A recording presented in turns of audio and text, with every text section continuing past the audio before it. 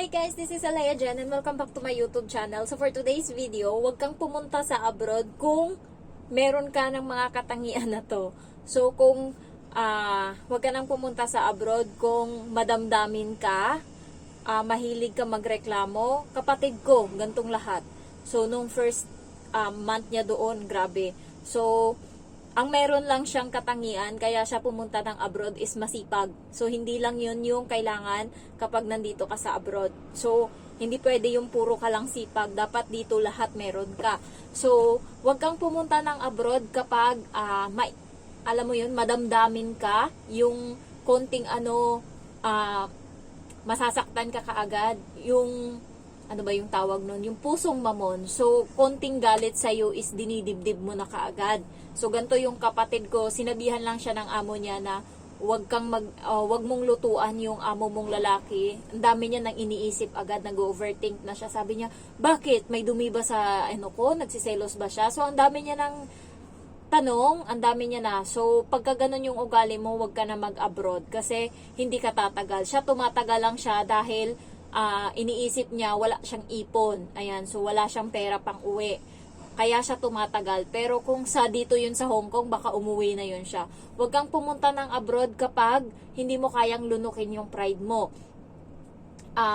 Minsan kahit hindi mo mali, tatanggapin mo na lang na mali mo kasi para hindi na humaba yung argument, para hindi na lumaki yung usapan. Katulad kagabi, tahimik lang akong nagluluto and then yung bata sabi sa akin, nagsalita ka, sabi niya, nagsalita ka ng piste. Alam niya na kasi yung salita na piste. Minsan pag nainis ako sa kanya, sinasabihan ko siya, piste ka na bata ka. So ano niya na yan, na-adapt niya na ba? And then parati niya sinasabi, so sabi ko sa kanya, wag mong sabihin yung salita na yan kasi magagalit yung pimples. Yung pimples, yun yung panakot ko sa kanya kapag takot na takot yan siya magkaroon ng pimples. Sabi ko, yung pimples is maliit na na tao, na kapag makulit ka, kapag salbahe ka, pupunta yan sa mukha mo, maglalagay siya dyan ng madaming pimples. So naniniwala siya. And kagabi, sabi ko sa kanya nung nakaraan, huwag kang magsalita ng piste kasi nagagalit si Pimples. Sabi ko ganun. Tapos kagabi, bigla niya sumigaw siya.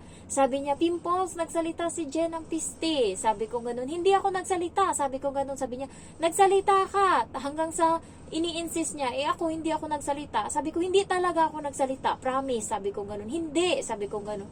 Tapos sumigaw na siya.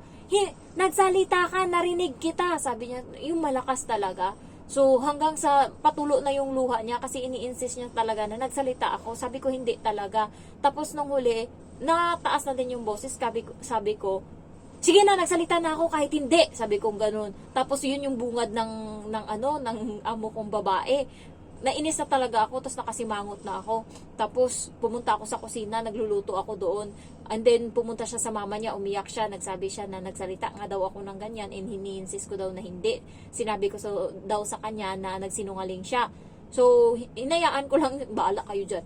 Basta wala akong alam mo yung pagkaganyan, hindi ko iniintindihan yung hindi ako, sorry, ganyan. So, luto lang ako, bahala ka dyan, iyak ka. Tapos, pagkatapos ko magluto, sabi ko sa amo kong babae, tawagin ko na yung lalaki, yung amo kong lalaki, tapos na ako magluto. Sabi niya, sige. Tapos, yung bata, nandun pa din, sabi ng bata, hindi ako titigil hanggat hindi siya nagsalita na sorry, bahala ka dyan. Tapos, tinawag ko yung lalaki.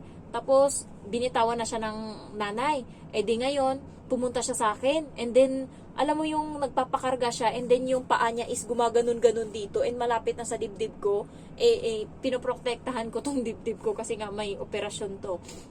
So, ang ginawa ko, nilapag ko siya doon sa sofa, nakita ng nanay, nilapag ko siya doon and nangunyapit pa siya talagang ganon. Talagang nilapag ko siya and then iniwanan ko siya. And then maya-maya, ewan ko, anong sinabi ng nanay sa kanya, kumuha siya ng libro and then sabi niya sa akin, lumapit ako sa kanya, sabi niya, basahin mo nga to sa akin. So parang naging okay na siya. Tapos sabi niya, di ba hindi ako nagsinungaling, nagsalita ka? Sabi kong, hindi pa siya talaga tapos. So sabi ko sa kanya, hindi nga ako nagsalita, hindi ko alam kung sino nagsalita. Promise, sabi ko, hindi ako nagsalita. Sabi kong ganun. And then yung nanay is nandyan din. Tapos parang nakalma siya kasi nga, nag-promise ako. Pag nag-promise ako, ibig sabihin, hindi ko talaga ginawa. So sabi niya, so hindi ako nagsinungaling kasi narinig kita. Sabi ko, hindi rin ako nagsinungaling kasi hindi ako nagsalita. Sabi ko ganun. So parang natapos na yung argument namin doon. So kapag guys, kapag hindi mo kayang lunukin yung pride mo dito, is hindi ka talaga tatagal. Ayan. And hindi ka matapang. Kailangan dito matapang ka, hindi pwede yung kawawang-kawawa ka kasi kakawawain ka talaga. Kailangan dito palaban ka talaga. Kahit sabihin mong laban talaga. So nakikita naman ng amo ko na hindi talaga ako nagpapaapi. Wala yan sa lalo nung bago ako dito, mas malala yung ugali ko, mas salbahe ako kasi nga nag-a-adjust pa ako kasi sa Pinas iba yung buhay ko doon. So kaya kailangan guys yung ugali nyo sa Pinas kasi pag sa Pinas boss tayo kasi nga yung ibang mga nanay, so nasusunod yan, under desaya yung ibang mga asawa. Pagdating dito tayo yung under. So, sa Pinas, nakakatulog ka, nakakapagpahinga ka kailan mo gusto. Pagdating dito, masaya ka na kapag meron kang 6 na oras na tulog. So, ako masaya na ako sa 6 na oras na tulog. Parati kong tulog 5 to 4 hours. Ayan, pero laban pa naman. Ayan. So, bawal ka mag-abroad or hindi ka pwedeng mag-abroad kapag mahilig ka magreklamo. Isa to sa katangian ng kapatid ko, reklamador.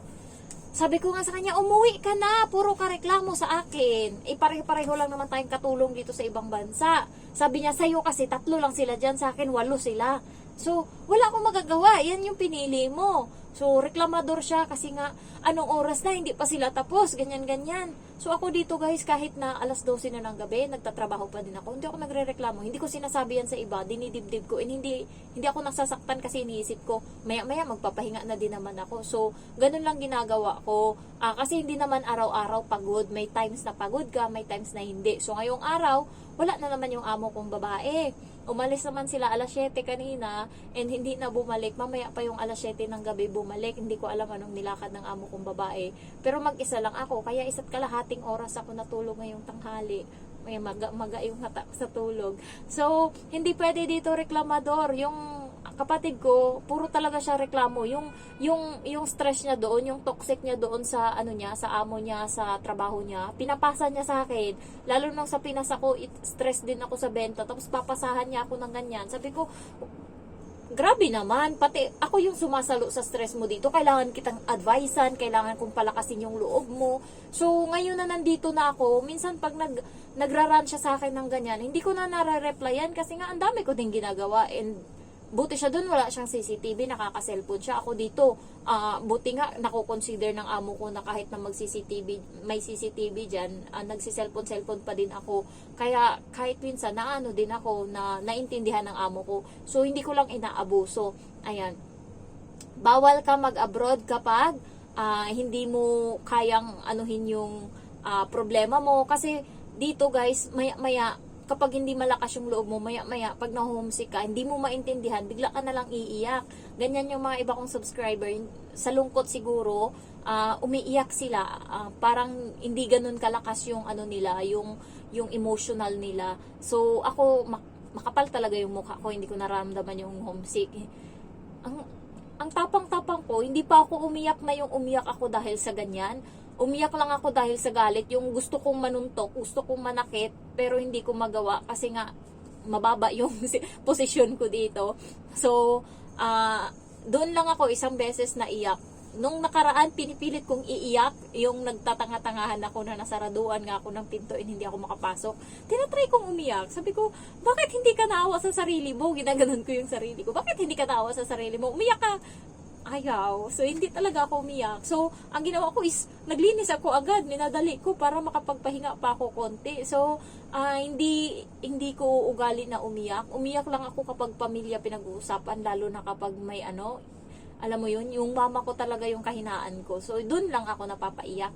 And then, dito guys, pinakamababang posisyon meron tayo. Kung sa Pinas is boss ka or head ka, ako OIC ako sa Pinas. So, ako yung taga-utos. Sabihan ko lang yung kasama ko na linisin mo yan kasi darating si ganyan. Darating yung may-ari. So, ganun lang. Pagdating dito, ako maglilinis niyan. Kasi sabihan ako ng amo ko linisin. O, di ba? Pagdating dito, baliktad.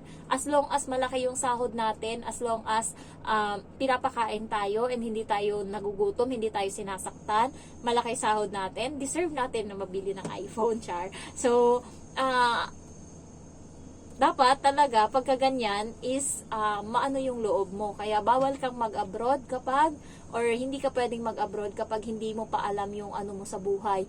Yung yung goal mo sa buhay. Kasi kapag wala kang goal, pumunta ka dito para madali kang mag-give up. Kapag alam mo sa sarili mo na wala ka namang tinunta dito. Ako, kapag maraming beses nang nagkakaanuhan na naiinis na talaga ako, na nagagalit ako. Pero kapag naiisip ko yung goal ko na yung bahay is kailangan kong mapatayo, bumabalik ako uli sa pinaka neutral. From mood 3 na 3 na char kung sa motor. Bumabalik ako sa neutral para lang anuhin yung sarili ko na hindi, may bahay pa akong kailangan tapusin. So, kung hindi siguro sa bahay na yan, baka matagal na akong nag-give up. Ayan. So, yun din yung mga times or mga paraan para malibang mo yung sarili mo. Kapag may goal ka, isipin mo parati, susunod na buwan, may kailangan akong bilhin. Susunod na buwan, ganyan. So, ayun, mas nagaganahan kang magtrabaho. Dito sa abroad, hindi mo kailangan ng matalino ka or ano ka. Ang kailangan mo dito, madiskarte ka, maparaan ka, and masunurin ka. Hindi naman masunurin na sobrang masunurin talaga. Basta yung mga katangian na dapat taglayin mo as a domestic helper is kailangan meron ka. Kasi pagdating dito, panibagong hamon ng buhay, panibagong pakikisama. Kasi ibang tao yung pakikisamahan mo. Hindi mo kapamilya yan. Ikaw yung mag-adjust ngayon. Kasi sila yung may-ari ng bahay. So, ayun lang guys. Thank you for watching. Ang dami ko pang gustong i-chika. Kaso magpiprito pa ako ng maliit na ganito na hindi ko alam kung ano yun. Piprituhin ko pa, inandami nun. Siguro mga 1 oras akong magprito. Kaya thank you for watching and I love you all. Bye-bye.